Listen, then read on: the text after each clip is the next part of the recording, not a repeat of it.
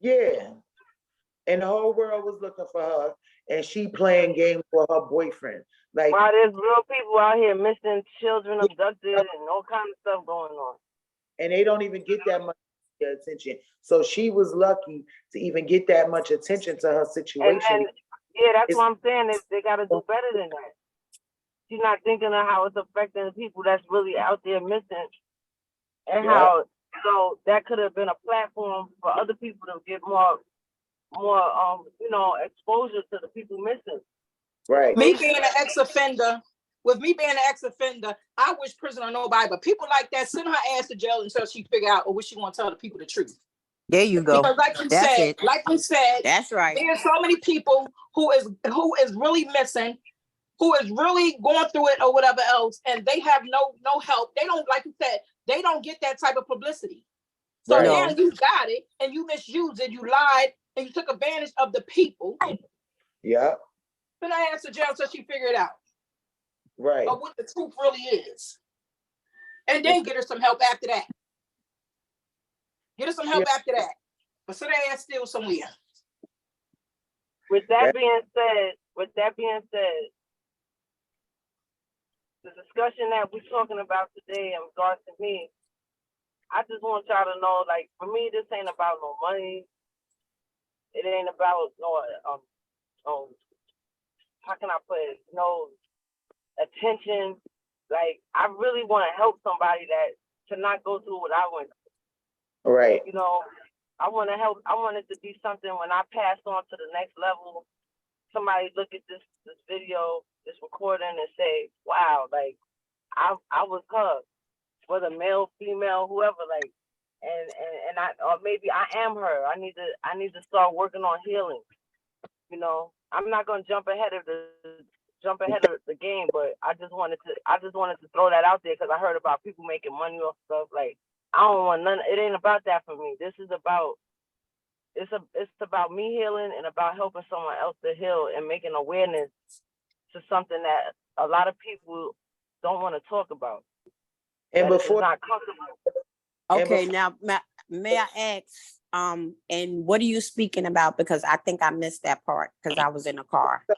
Hold on, before you joined us, we a little preface of who our guest is today, Miss Jamila Gomez. Like I said, some people know as Jamila Mita, some people know as Mimi. So we are digging in to a topic and a subject that has plagued so many families for years and years and years, which is sexual abuse and family violence. And like I said, abandonment. We're doing this to. Oh, honey, I walked in your shoes before. Yeah, she's sharing her story, and we definitely, after our interview, want you ladies to chime in because sharing the story, it helps other people. And that's why, that she is sharing her story today because we want to help somebody else heal. We want to help somebody else get free. So on that note, Ms. Jamila Mita, for everybody that doesn't know who you are, just tell everyone who you are and where you're from and what I met you doing. Well, we knew each other from passing in the hood, but myself, I'm Jamila, known as Mimi. Where I got the name Mimi is, well, first off, I'm a little nervous because I'm being vulnerable right now. Okay, it's all right. I'm being vulnerable right now, and I pray. Hello. You might gotta stop moving. And I'm about to park right now. I'm at my destination, and I apologize for being tardy. But like I said, I had to get to a place where I can open up and be vulnerable and just be real about this. And be willing to cry. I might cry doing this because I turn into this little girl sometimes when we talk. Me and you done had this conversation before, just me and you talking. And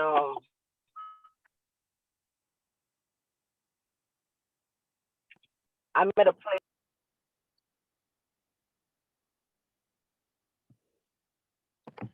That's when you know something be good, right? Mm. That be the enemy. The enemy don't want nobody to hear that so they can get delivered from it. He always throwing in a commercial. That's right? right, because we right here waiting. We right here waiting. Because we all got a testimony, we all understand. That's right. I'm ready to cry already. Just by having y'all on here, so I could feel the emotion coming through.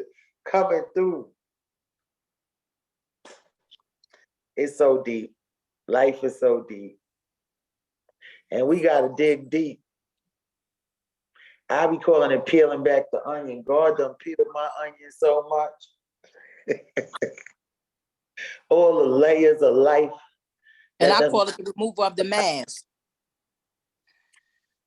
Removal of the mask. Yes, take it off. Every aspect of our life, we got a mask that we wear to where we got to keep on switching over the mask or whatever position that we're playing.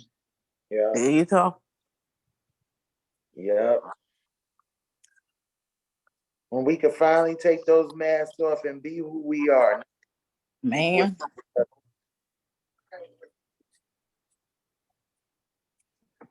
Yes, raw cut.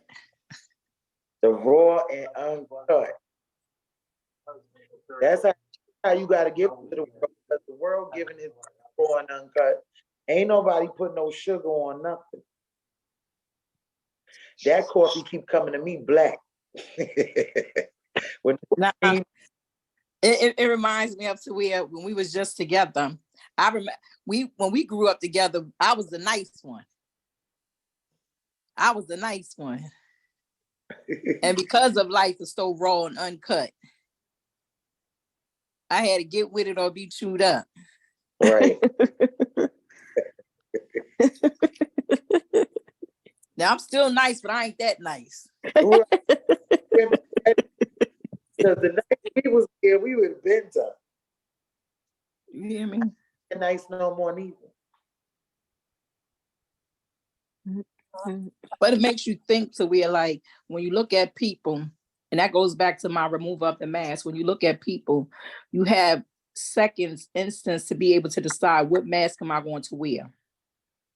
And I Who do am I that going every to be? day. Yeah, Who am I going to be at this moment? that's right. And sometimes it gets so mind-boggling, you get so confusing, and sometimes you give the wrong people the wrong stuff. I'm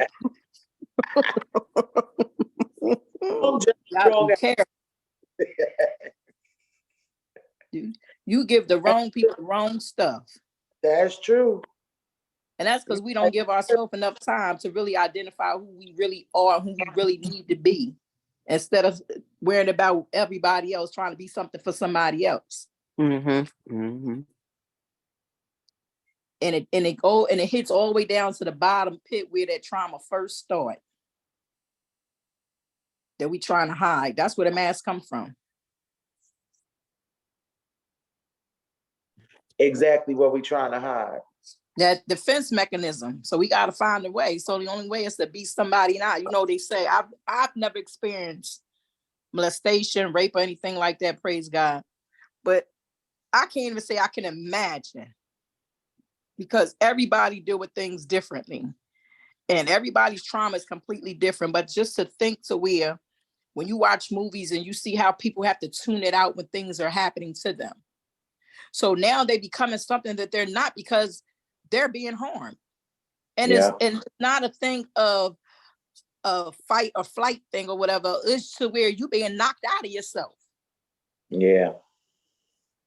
Whether you want to be or not, you're being knocked out of yourself consciously and unconsciously. So it's like, damn, I gotta handle this part of me now. So now I remember the person I used to be. So now here go another person. So now I gotta recreate another person to cover those two people. Yeah. The vulnerable one that was hurt, the one who that was going through the hurt. That's why I got so many personalities. My rider name is Because versatile. we live that lifestyle, Goldi. Right. We have lived that. We lived it within our family. That's why. And what we did was we covered it up and tuned it and we turned it into the streets. We went to the streets instead of we never talked it until that day of Thanksgiving. Mm-hmm. You see what I'm saying? All right, I'm We back. I'm we back. never See, we the devil never is busy. He discussed don't it. want us to do this, but it's We gonna just happen. said that. That's We a Yeah, we just said confirmation. that. gonna be Devil is waiting. busy. But you know what? I want to say God is bigger, and I'm gonna pick up where I left off. I'm from Yonkers, New York. I was Hey, born in the hey. Bronx. And you know, the way I met you, Goldi, was we were rapping. You know, they used to try to put us up against each other, but you ain't never did nothing to me. You know, and you're a beautiful soul, and we here now, and that's pretty much, you know, who I am. I'm a poet. I'm an artist. I'm a rapper. I'm a mother. I'm a wife. I'm a friend. You know, I'm a sister, Right. and I'm not afraid to get my hands dirty. And I've come a long way. I'm not where I want to be, but I thank God I'm not where I used to be. That's right, that part. And now So- I can sit still. I'm in my driveway, bumped apart. They ain't got no Wi-Fi, so I'm in front of my house. She lives in sunny, beautiful Florida. I be so jealous when I see her at the beach. I think I want to go Don't to the ever be jealous, girl. You welcome to come You ain't down. gotta be jealous. Mm-hmm. I That's love right. everybody know I love me some water. So, you know, just before you just jump in, my cousin Nicole and Addie sharing, you know, she's never been a victim, but you know, she can understand what it must be for the person that is being Can't. victim I'm being in an interview right now, sweetheart. Sorry. and how she You can ask my husband. You can ask my husband though.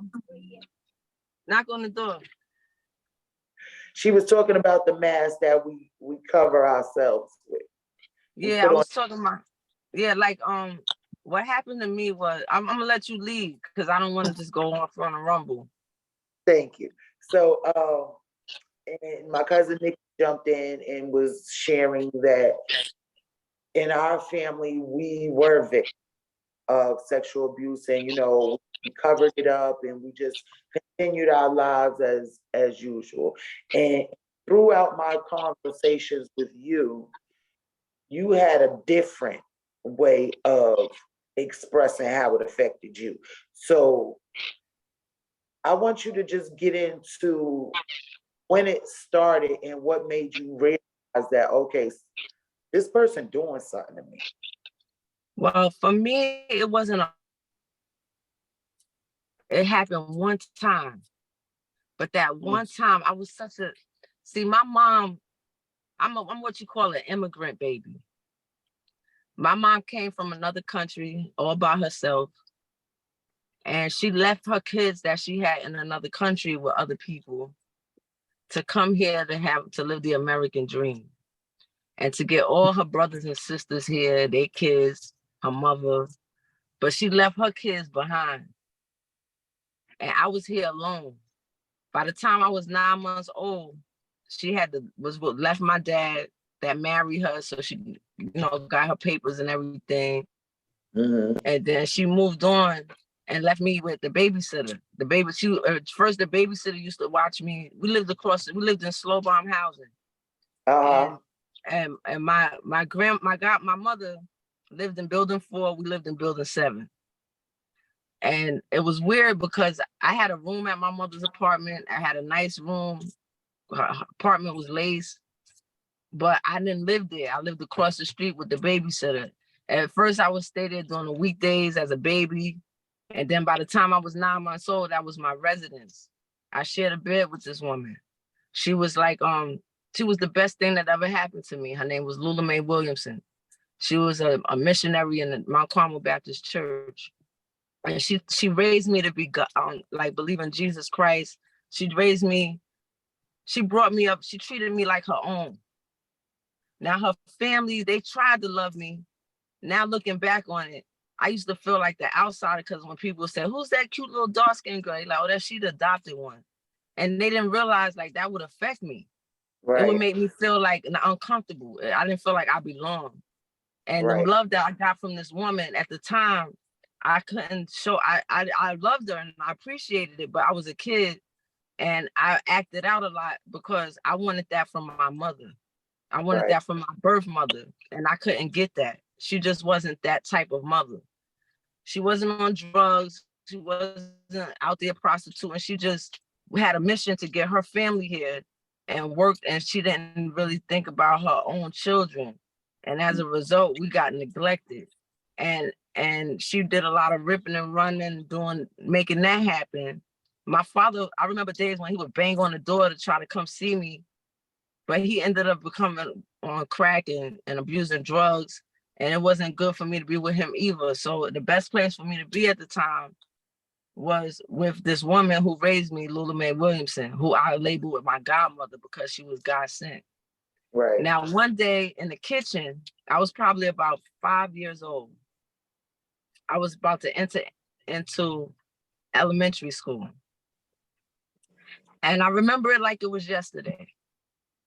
My mother's brother's wife was like her best friend. They both ripped and ran. And they would leave their kids. They lived on the 3rd floor. We lived on the 7th floor. They would come upstairs to Mame house. That's Mame, the woman who raised me. That's what I call her. A lot of people call her Mame. And they would come upstairs to her house like to get something to eat or to use the phone. And they were older than me. He probably was in his mid-20s at the time. I was about 5 years old, maybe 4.5, 5 years old. And I actually was about 4 now I think about it, because I was in school 12. You remember the pre-K in school 12? And I was sitting in the kitchen eating something. And my godmother was in the living room. She had fell asleep on the couch watching TV. I was in the living room. I was so innocent. I knew all the Bible verses. Like, I was really a good kid. Like, I was so innocent. And he came in the kitchen. We never talked about sex. You know, some little kids know stuff. I didn't know nothing. Right. And he came in the kitchen and he pulled his dick out, his penis out. And he told me to suck his dick. And I didn't want to do it. I was like, no. I didn't know what it was. I'm like, no. And he forced his dick in my mouth. And I could still feel the taste. I could still taste the salt, like the salty taste, this nasty taste in my mouth. And when it happened, I was one of those kids that always had a voice. Even though I didn't know what he was doing, I knew it wasn't right. And I was just like, if you don't leave me alone, I'm going to tell Mame. And I ran out of the kitchen and I left it at that. I never talked about it to nobody. I was ashamed because all we talked about was church and God. And they look down on people that when you talk about stuff like that. So I never really expressed it. By the time I was about, and then living in a house where you feel like you don't belong, you know, discussions would come up like why her mother left her. All I heard was people talking about my mother, my father, you know, and it didn't give me no self-love. It just made me feel like why if there's a God, like this little girl that believed in God so much, why I gotta hurt? Why I gotta go through this? Why I don't know my brothers and sisters? Why I'm here? Why all these people don't really want me here? And so by the time I was about 12, I started to know what sex was. I got my period and I started to realize how this person violated me. But by then they had got locked up. By then they was locked up for selling drugs and I didn't even have to see them no more. They was gone. They got a lot of time. And years passed. By the time I was 13, I started running away from home. I started running away because I felt victimized. Everywhere I went, I just felt like I went through things. I'm not going to throw people under the bus because, like I said, back then, I looked at it like they didn't love me. But they tried to love me. But I didn't want it from them. I wanted it from my mother. I wanted it from my father. I wanted what they had with their mothers and fathers. I wanted that. Right. And I just started running away. And I was hurt, and I promised myself nobody would never hurt me again. Nobody would ever disrespect me again. And I became very violent. I mean, I used to have 10, 15 fights a day, every day. I am a household name in Yonkers, New York for giving people the business. I did not play the radio, and I'm little. It could I could get jumped by 13 people and still come out standing with no scars. That's how angry I was. And I hate that I hurt myself so much. I hate that I let that bother me so much, because even in my early 20s, when I had my first son, I had never told anybody that I was molested. That this day that happened to me in that kitchen that day, and it messed me up. It fucked me up. Right. After that happened to me, I just became so angry, and I was so hurt. I didn't even realize what was going on until one day I went into the studio of a major label in my hometown, and I wanted to be a rapper. I was like, yeah, I'm a rap. I was right there. DMX had took me there to introduce me to them.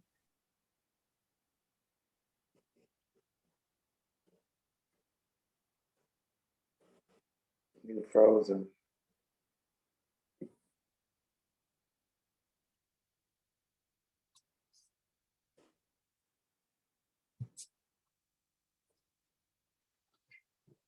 Another commercial. Another commercial. I be thinking to where, like, as listening to her story and stuff like that, how you think about how when our culture is taught to where we don't tell nobody a thing that happened within inside our home to protect the ones who hurt the ones.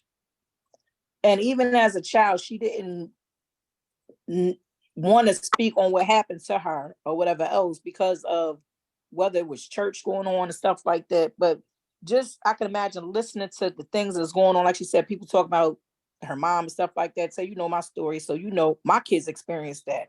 The whole time I'm away, they talk about their mom and their dad. And you know how our relationship is, to where when we suffer, everybody around us suffer. Right. And to be a child, to go through that alone. Right. And growing up, especially if it's not talked about, because to be truthful, like everybody say, oh, treatment. There's no such thing as treatment for that type of trauma. There's no type of, only thing that we can do is get healing from God. That's it. But there's no type of treatment for those type of traumas. Now, like you can redirect the hurt and the pain. To have but to once go again, that's what a mess. The hardest part, because you can't tell nobody. And then I learned that we teach our kids the wrong things about abuse and when somebody do something to them. Because all we say is, you better not let nobody touch you. You better not let nobody do nothing to you. You better, because you know I'll kill somebody if you tell me. So, okay, do your kids want you to go kill somebody? No, they do not. And then when you say you better not let nobody touch you, or you better not let nobody do this to you, they start feeling like they allowed that to happen to them. Right. And that they could possibly be in trouble because they let somebody touch them. Or because they didn't, why was you over there? Like, you don't want to hear none of that because you didn't know none of that was going to happen to you. Or even so, they protect, like, oh no, they ain't that type of person to do something like that. Or right, you don't know if somebody's going to believe you or not. I just think kids don't be knowing what to say. And I have experience talking to some people who did go and tell an adult. Mm-hmm. They just basically, like you said, you don't tell nobody what's going on in this house. But if you live in a household from a child up until an adult, you can't tell them. Right. I experienced that. Right. I think to where, like, y'all experience it, so y'all know what your mind is telling y'all. But people who never been through nothing certain things can't say, oh, I could, I would, I wish, this, that, or whatever else. No, you can't say too much of nothing. But in my mind, hearing those things, I can imagine what people say about my abuse, things that I went through. So me looking at y'all and me thinking to where, okay, so what would be a resolution of that? So do we There tell our is children none. to where? There Do we is tell our none. There really is none, because I still today at my age still want to know why. Right. Why And did you choose me out of everybody? you never gonna get that answer. So now you got to keep living with an answer that you're looking for, an answer that you'll never get.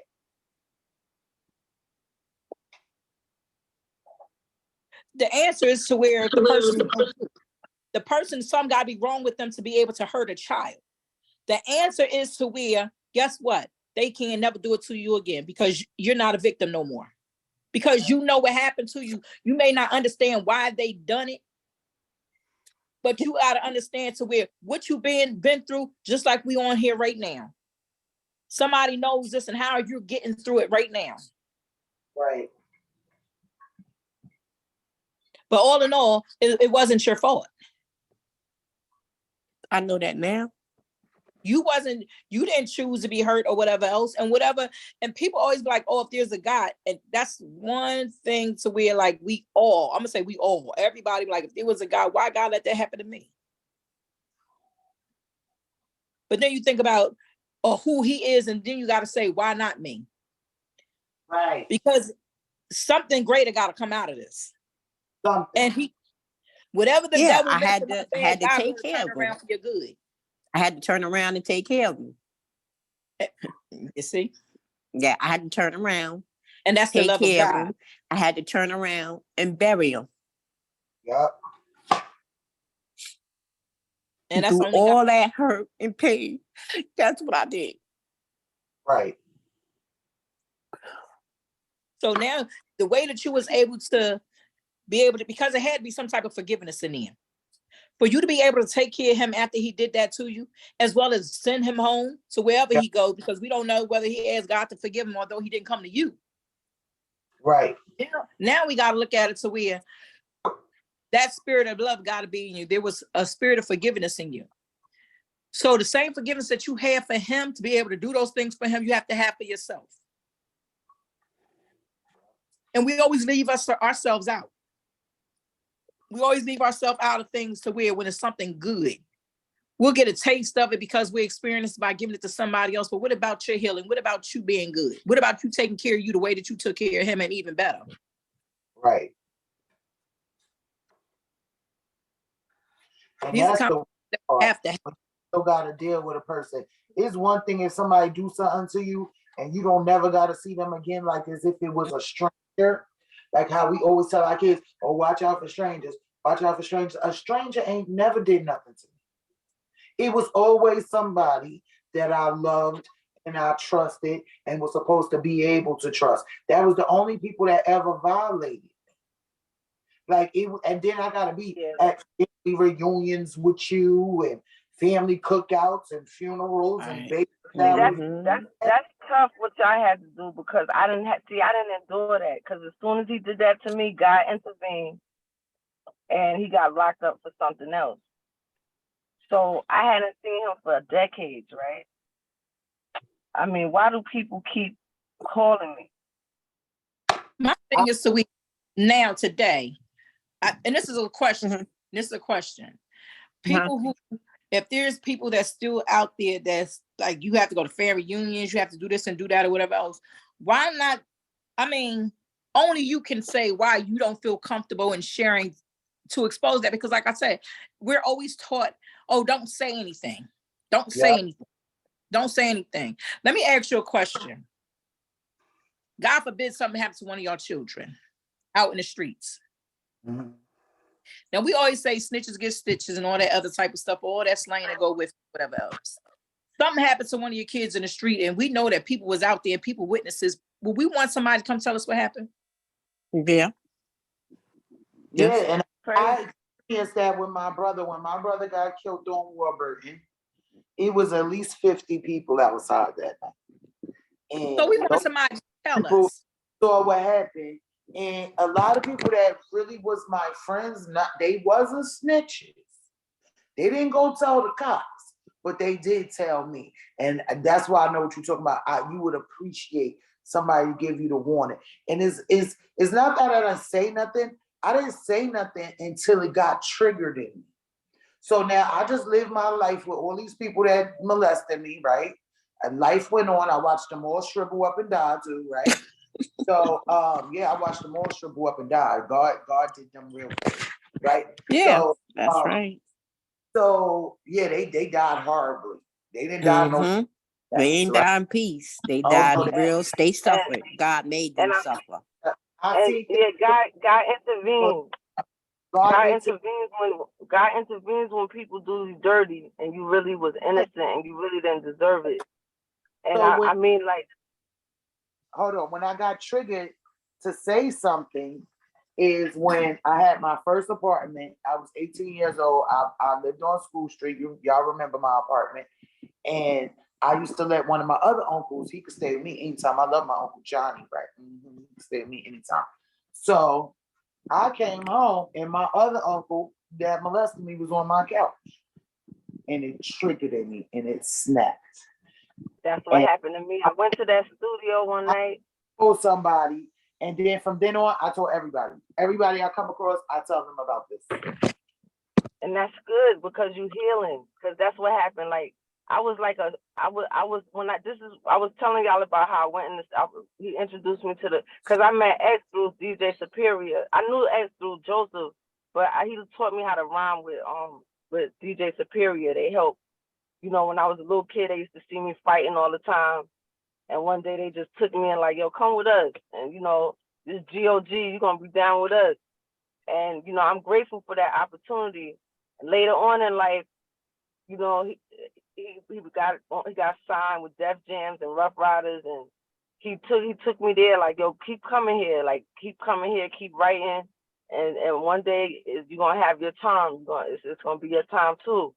So I'm going there. I'm all happy. I'm going there.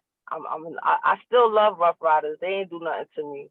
But I got there, and I was there one night in the studio, and I went outside to smoke a cigarette. And I seen this dude that did this to me over 21 years ago. He didn't even know who I was. Wow. I was saying, you know how when you walk in the studio, it's like a door, and then you gotta get buzzed in to go on the other door. I was standing, it was cold outside, so I'm standing in the middle smoking a cigarette. And he says, let me in. And I immediately knew who he was. He didn't know who I was, because mind you, I was 4.5 years old when he violated me. Now I'm about 26 years old. Mm-hmm. And I snapped. I could have killed him. I wanted to kill him, but it was video cameras on me. And I left, and I didn't look back, and I was in tears. And I told my friend, who is now my best friend, Kaheem, also known as Pop from Ruff Ryders. I was just waiting. One of my closest and dearest friends. He said, why you leave? Because usually I'd be like, he walked me home. And I was like, yo, I had to leave. This dude, the guy that's there, why is he there? Who is he? Who is he to y'all? Like, why is he here? He molested me, and that was the first time I ever opened my mouth and said I was molested, that somebody violated me as a kid. And I wanted to kill him. I never felt such passionate about killing somebody that day. Like, I was so angry. So I had to go to the health department in the square. I had to go there to talk to a counselor because I couldn't control my emotions. And I went there because I had been in group homes and all kind of stuff. I had had all kind of counselors that was trying to figure out why I was so angry and why I was acting out so much as a child, as a teenager. And I couldn't fix myself to open up to none of them. I couldn't fix myself to tell my father, my mother, my godmother, nobody. Like, I was all alone holding all of that. And for me, it was, for some people, they're like, oh, the dude just stuck his dick in her mouth at the table. Like, it was one time. She wasn't out of mind, but it was still violation. Like, it changed me because I was so innocent. And and when that day, when it happened, when I seen him, it was like a soda bottle. That's what the psychiatrist told me at the health department. It was like I was a soda bottle. I was shaking up all those years. And when I seen him, it took the top off. Right. And it was a wrap after that. It was like I had to go to church. I started going to church every Sunday, trying to find peace because I was so angry. Because Right. I wasn't little Mimi no more. I was Mimi that will fuck you up. Right. I was Mimi that'll come at you and hang with people that'll come at you. Right. On my behalf. And I wasn't being quiet no more. But I didn't want to do that because God revealed himself to me spiritually and showed me that all the time that I was wondering if he was there. He was always there. Always That's who there. helped. That's who kept me. That's it. He was bigger than all my pain. He was bigger than the pains of the world. And I had to let go of that. I had to forgive. Doesn't mean that I don't even know if I could even stand in the same room as that person anymore. But I know that I'm not where I was, where I wanted to just if I knew where he lived at, I would have came and found him. I had to get to a place where I could talk about it. And the more I talk about it, like even right now, I didn't plan. I knew I was gonna get emotional when I brought up this thing, but it's a healing process. I feel so much lighter than I did 20 years ago when I bumped into him. Right. So, and this is another step for me being vocal about it and talking about it because some people don't want to talk about it. Some family members, some of my adopted family members, some of my blood family members don't want to hear this story. They're not going to want to see this video. And I don't care. I'm talking about because it's not about them. It's about me healing. It's about me helping somebody else. Some little kid, I want them to see this. If somebody's touching you or did something to you. And I talk to men. It's not just women. Like, I talk to men our age. I share my story with them, and they say, oh, my uncle did this to me, or my brother, or this one. And I let them know you're not alone. Like, you got to heal. Right. You see that article you sent me with Kevin Gates and Mike Tyson. Basically, Mike Tyson said the same thing you said. That's why he became a beast and pull up. Yeah, but I didn't want nobody to hurt me. I was like, they not gonna hurt me. I called it the blacklist. Whoever did something to Jamila or Mimi, whatever you want to call it, and the way I got the name Mimi was they didn't know how to say Jamila when I first came to that house when my mother left me there. They didn't know how to say Jamila, so they called me Mimi. So that's how I got the name Mimi. You know, but I own Mimi, Jamila, Mita, that's my trinity.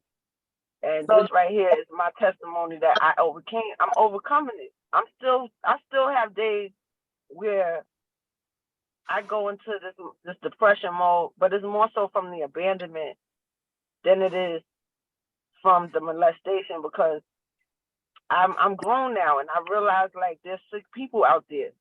And when I asked him, when I approached him, when I confronted him that night, I said, why did you do that to me? He said, what did I do? I don't remember. I hurt so many people. I said, you remember what you did. I said, but I'm not little Mimi no more. I owe you one. Right. And I thought me owing him was going to be a relief. Me getting at him and I would feel better. But what makes me feel better is knowing that I'm not a victim no more. I'm a victor. And I'm not going to let that control my life anymore. I'm not going to let it make me hurt all I was doing was hurting myself. And I was hurting other people that didn't even deserve it half the time because I was angry. I was hurt. I was neglected. And I just want people I'm misunderstood sometimes. Sometimes people see me for that same girl. There was a time I would not dress in this sexy outfit. There was a time I just wore Tim's. I don't know if you remember. I remember. I used to wear Tim's and big dresses. And when I used to come outside with a little summer dress on, it was me. They didn't know what that meant to me. Right. They didn't know the significance for me. I remember one time I came down Warburton. I was on my way to the group home. And there. This is before they was signed. This was a long time ago. And I used Look at the devil. to, Every time she maybe gets I to didn't have to, but I felt like I did at the time. And I remember one day I wore the summer dress and I was walking down Warburton, and some girl they was with just was laughing, talking shit. And I'm like, yo, I said, I'm gonna be a lady today. I'm not gonna do nothing. I went back to the group home, told one of my group home sisters, and she was like, you should have fucked her up.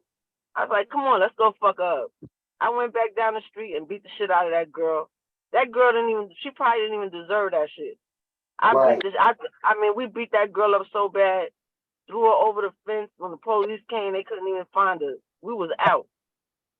And it was just sad. Like, people think that I'm that person, and it wasn't that I am that person, but I was damaged. I was so damaged. I took my anger out on anybody who I felt was trying to hurt me or comfort me, because they wasn't gonna build on that. Right. So did you ever get a chance to have that conversation with your family or your godmother? You know, my godmother, I never told her what happened.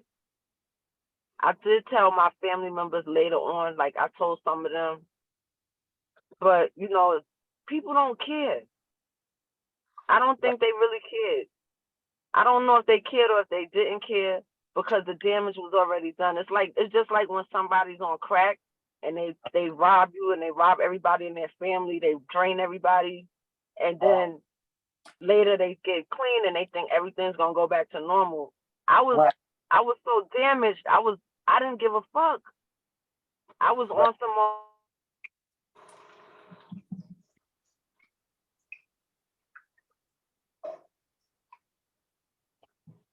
I was asking.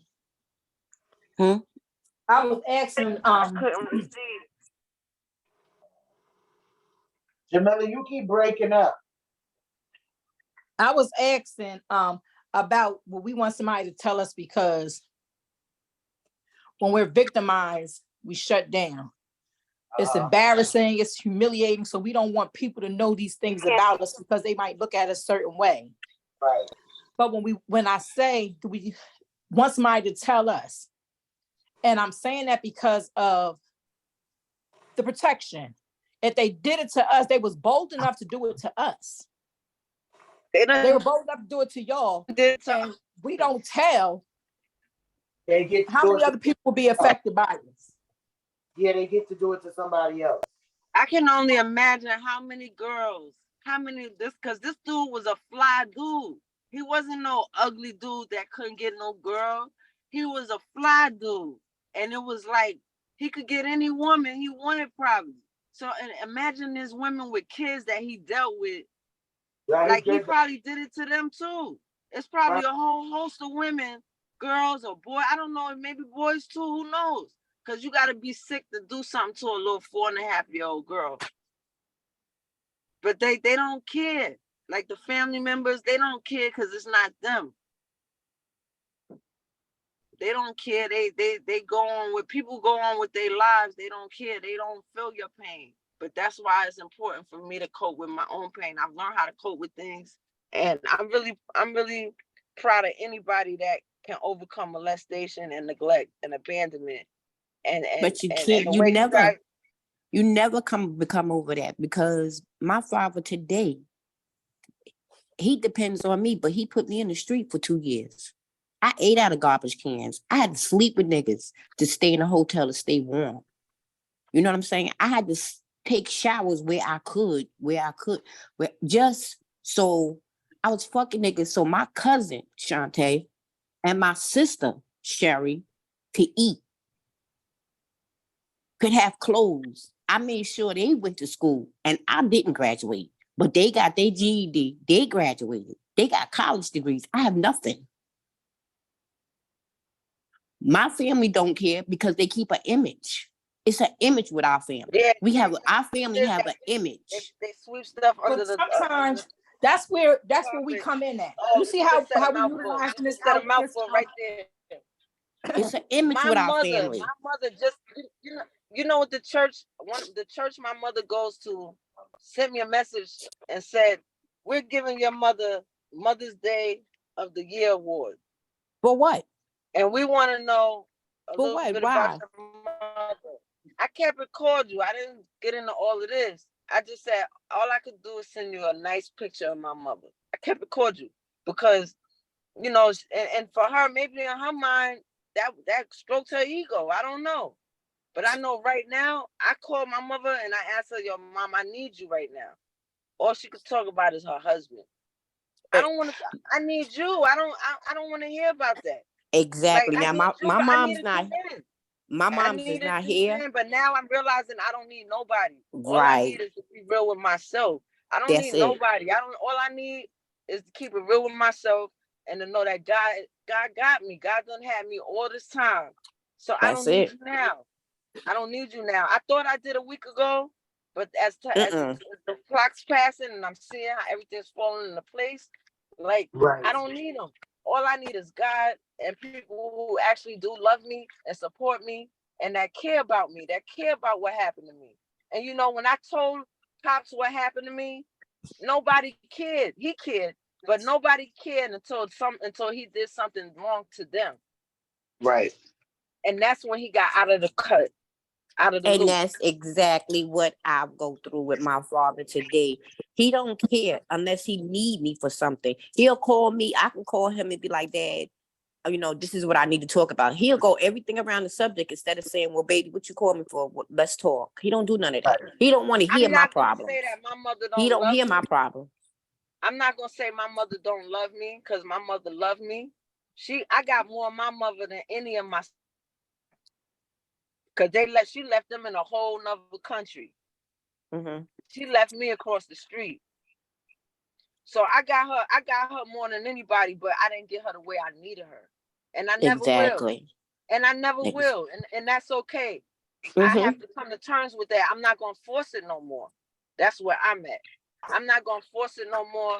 If you can't love me the way I need you to love me, not just my mother, my husband, my kids, whoever, my friends, whoever come in my life, if you can't love me the way I need to be loved, please just leave me alone. Because I don't want to hurt. Yeah. And that's so true because that's how I am. I had to teach myself to pull away. You know what I'm saying? Because I gotta do me. I gotta take care of me. I done took care of everybody else. Everybody's grown. Yeah. It's time for me. It's my time. I'm telling you, y'all ladies, like Goldi, I remember you telling me and you talking about how I want this. I just hope that I'm saying the right words. Like it's so important. Like I look back like, damn, like you look at Mary's documentary, how she was saying, I looked at my younger self and be like, damn, I wish I treated her better. Right. I looked at Jamila I so wish I treated her better. I treated me way better than I treated her. I treated her so bad. I beat her up. I don't. Put through the mud. I dragged her through the dirt. And for what? Because somebody violated me and they went on with their life. They was living their best life when I seen them. They wasn't worrying about what they did to me. Not at all. Didn't even remember you. And you done spent your whole life fixated on them. Feet up chilling. It be like that. But you know what? We creating a sister. This for me, this is like a sisterhood. For me, this is like it's therapeutic for me. Like yes, we got us a sisterhood, right, y'all? I'm grateful to share my story right now because it was a time I couldn't. It was a time the only way I could express it was putting my hands on somebody or running away. Yeah, that's what I do. I run away and take it out on myself. Yeah. One of the things that I do is I treat trauma. And I learned how to treat trauma by going through my own trauma by myself and seeing how it works for me. And not saying to where it works for me will work for somebody else, but that's what I actually do for a living. as to where I do little experiences, what I call them, because it's something that you experience. And I spoke earlier about the removal of the mask. That's one way and how I do it. So with me doing those things and stuff like that, I noticed when, as like we're using this platform now to tell our stories, sometimes when we go back in time, we think about how we're trained. Our life is like a puzzle to where we're trying to put pieces together. And when we try to love everybody else but ourselves. Exactly. Yeah. Exactly. And it's because that's the number one rule is to love. That's the godly thing. That's a godly thing is to love everybody. And with us loving everybody is to where certain things that we shut up about that we need to speak out about. Even to the ones that we think that don't love us and don't care and stuff like that. Like you said, your mother, they was giving her a award and you trying to figure out how. Why? If these people knew the truth, would she get that? And what we do is we protect those who supposed to protect us, but hurt us in different forms. So one of the things I do is call out on those who do. Like my family members, it happened in my family, just skipped me. By the grace of God, it skipped me. And Shantae can tell y'all to where I don't fool with nobody in the family because of things that they done. And I expose it. I'm the one to where I'm going to expose it. I'm exposing because not only do I love the ones that y'all hurting, but because I love you too, and I want you to get help. I was a little kid. No matter how you feel about me. I remember being a little kid. Your video is lagging. Like we're all from Yonkers. So 9 out of 10, we know who. I'm about to tell you how that shit changed me. I'm feeling myself. And not realizing like why. Jamila, your video keep lagging, so we can't hear what you saying. Myself, why I got sexual. I don't know why. I'm right here and in my Wi-Fi. Okay. You can hear me now? Yes. Yeah. I was saying like how after that happened to me at 4.5 years old, I remember I was on in the bathroom playing with myself. I don't know, can y'all hear her? And I didn't understand why. Yeah, I hear her now. I couldn't understand why. And it's like when I did understand why, it just made me so angry. Like, and even now thinking I'm so protective of my kids now. Like I flip on people if I even think something is going on or what happened, and I be wrong I be wrong 100% of the time because I protect my kids. I do everything that I didn't have. I make sure that I have that for them. That's stability, that comfort zone to know that their mom is there, their mom loved them. And it was hard. Like it was really hard. It's been really hard. It's been hard leaving this behind me. I don't think it'll ever be behind me, but at least I got my voice back. At least exactly. I'm able to express it and I'm able to. That's right. As long as the best therapy is to have a voice. You have you are a person with a voice. I just want people to know me, the real me. I don't want them to think like, because it bothers me when people see me that way because that's not me. I was just acting out. I can be that way, but I don't want to go back to that. Like I really don't. I don't want to ever go back to being that person that people respect me for, because it really wasn't respect. A lot of times it was fear. I put fear in the heart of people because I was afraid of being hurt again, violated, or someone making me feel less than. I wanted people to just respect me. I didn't care about people loving me back then. No, it's respect. You want somebody to respect you for you. That's what I want. I don't want to be known as the girl. Oh, that's Nikki that used to go with Mirage or some fake person. I want to be known as Nicole or Nikki. I don't want to be known as. That's why I don't go back to Yonkers. I don't go back to Yonkers because I'm that girl that was from Harlem. Oh yeah, you remember? That's Nikki that used to go with Alpo. That's not nothing for me to. That's not nothing to brag about because my life was in jeopardy. Nobody knows. Everybody knows that was my life that was in jeopardy. Yeah. I was the girl that got shot at. I was the girl that looked for love in the wrong places. I'm the girl that the streets raised. The streets raised. Exactly. Let me tell y'all something. Wait, let me say something. Wrapping up. All right, well, let me say something before we do. I go back home all the time. And you know why? And I was labeled as crazy in School Street. Mm-hmm. Oh, she always fighting. She always into something. The same thing. Mm-hmm. But they used to come get me to handle stuff. But still in all, every time I was in my own stuff, they would, oh, that's the crazy one. But I go back home so they can see the difference that I'm not who they thought that I was and who they helped create to be. I can relate. I can totally relate. I haven't been back. Them see like this is the same person. You gotta go back home so they can. I haven't been back home since 2005. You know that I left Yonkers in 2005. When I left Yonkers in 2005, I was talked about because I married somebody who everybody said they thought I would never marry because he wasn't no top drug dealer. No, wait a minute. Yes. I go back to School Street. You no, hear me? And if you lived on School Street, you know who I married from School Street. Listen to me. I left School Street, came to PA, killed my husband during a domestic dispute that's from School Street. And I still go to School Street. I killed Rico. That was my husband at the time. Who? Killed him during a domestic dispute. Mm-hmm. I go back home.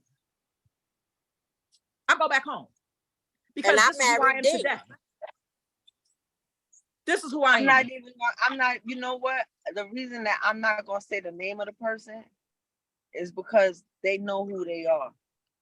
And they got to live with their demons. They got to deal with that. They know what they did. You know what I mean? And at the end of the day, I know what happened to me and I got to overcome it on my own. They're not going to help me. They know what they did to you. They're not going to apologize. They're going to act like they don't know. That's what all molesters do. They don't remember. They don't know. But that's why they need to be exposed.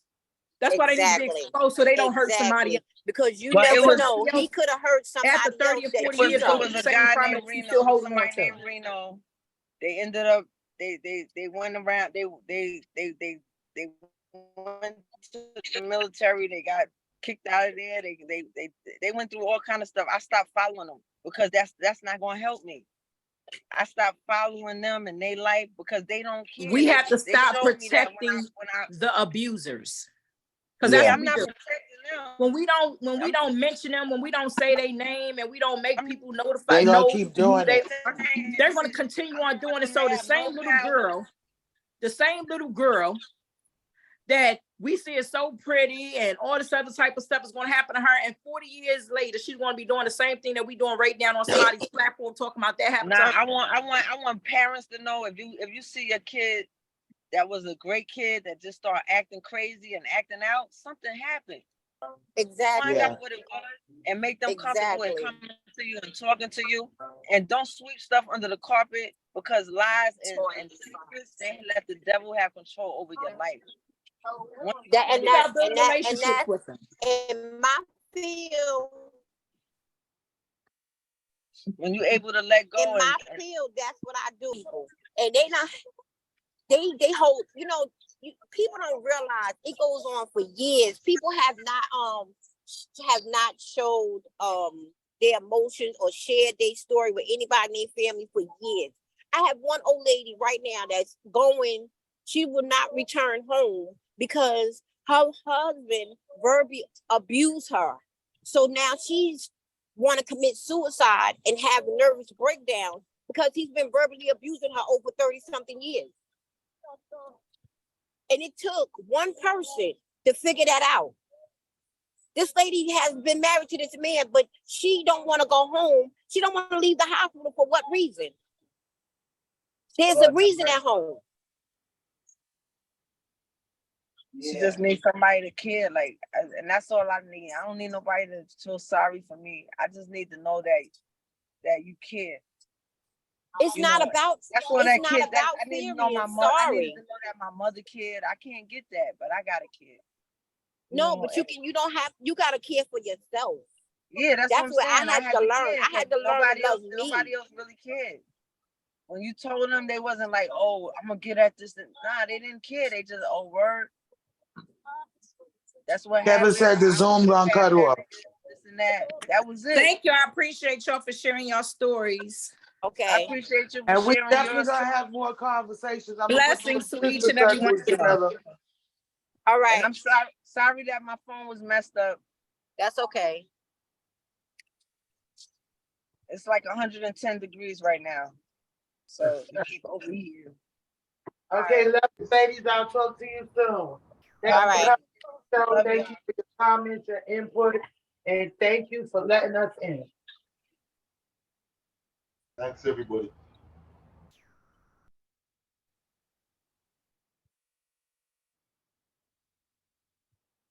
All right.